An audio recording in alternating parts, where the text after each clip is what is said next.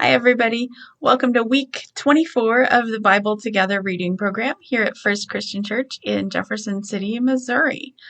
We are still deep into the book of Proverbs this week.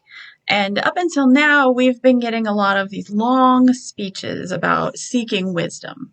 But this week, the book kind of changes gears, and instead of long arguments, we start getting these short sayings, little snapshots of ordinary life. A conversation, a decision, a response to criticism, a generous act or a lazy afternoon, a quarrel with a neighbor.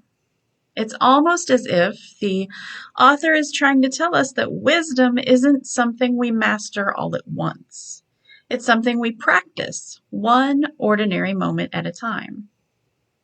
What's interesting is that Paul's letters this week also seem to be making the same kind of point, just from a different direction. We finally get to the end of the book of Romans, which has been filled with all this deep thinking theology, but that's not how the book ends. It ends with people.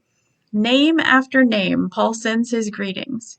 He has spent 15 chapters talking about God's grace, but he finishes by reminding us that the gospel always has faces attached to it. Churches aren't built on ideas alone. They are built by ordinary people who serve, encourage, teach, welcome, pray, and persevere together. When we move to the book of 1 Thessalonians, Paul sounds like a mother writing to children that he's desperately hoping are doing well. He isn't checking in on them to see whether they've memorized the right answers. He's asking whether their faith is holding up under pressure, whether they're encouraging one another, whether love is growing among them.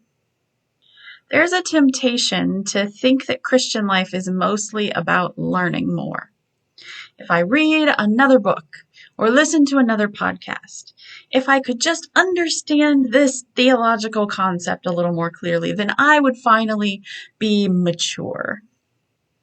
But the scriptures keep pulling us back to something much simpler, although maybe harder, and that is, how do you speak to people?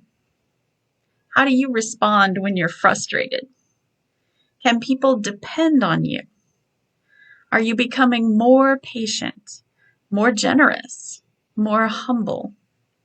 Those are the questions Proverbs asks over and over again.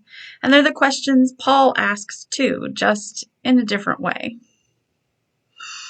Faith isn't just about what we know. It's about what other people experience when they encounter us. So as you read this week, don't worry about trying to memorize every proverb. There are hundreds of them, and I don't think anyone holds them all in their head. Instead, notice which ones make you pause. Which ones feel like they were written just for you today? Which one nudges you towards becoming a little more like Christ? Because that's what wisdom really is. Not knowing everything, but letting God shape us into people whose ordinary lives reflect extraordinary grace. Thanks for joining me. I look forward to seeing you again next week. Bye.